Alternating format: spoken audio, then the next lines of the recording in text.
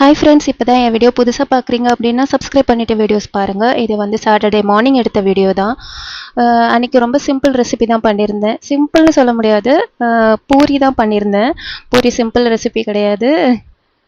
இருந்தாலும் ஒர்க்கிங் டேஸில் பூரி சப்பாத்தி பண்ணி டைம் வேஸ்ட் பண்ணிட்டு இருக்க முடியாது. அது மட்டும் இல்லை, இட்லி தோசை சேமியா சாப்பிட்டு சாப்பிட்டு ஒரே போர் அடிச்சிச்சு. சரி, அதனால் போன வாரம் சப்பாத்தி பண்ணியிருந்தேன். சரி பூரி பண்ணிடலாம் இந்த வாரம் அப்படின்னு சொல்லிட்டு பூரி பண்ணியாச்சு. ரொம்பவே பூரி புஷ்ஷுன்னு வரும்போது அவ்வளோ சூப்பராக இருக்கும். பஃபியாக பார்க்கும்போது எப்பாடி பஃபியாக வந்துடுச்சு, சில பூரி சப்பிடுச்சு அப்படின்னா ஐயோ சப்பிடுச்சு அப்படிங்கிற மாதிரி ஃபீல் ஆகும். எனக்கு பூரி அப்பளம் இந்த மாதிரி எனக்கு ப்ரிப்பேர் பண்ண ரொம்ப பிடிக்கும். எனக்கு அதை உப்பி வரதை பார்க்கவே அவ்வளோ ஹாப்பியாக இருக்கும். அது எங்கள் அம்மா பண்ணும்போதே எங்கள் அம்மா பண்ணுறத பார்த்துக்கிட்டே இருப்பேன்.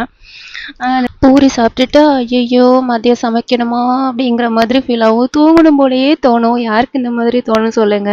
எப்படி மதியம் நம்ம தான் சமைச்சாகணும்னு சொல்லிட்டு சமைக்க ஸ்டார்ட் பண்ணிட்டேன். உங்களுக்கு இந்த வீடியோ பிடிச்சிருந்துச்சுன்னா சப்போர்ட் பண்ணுங்க, சப்ஸ்கிரைப் பண்ணுங்க. தேங்க்ஸ் ஃபார் வாட்சிங்.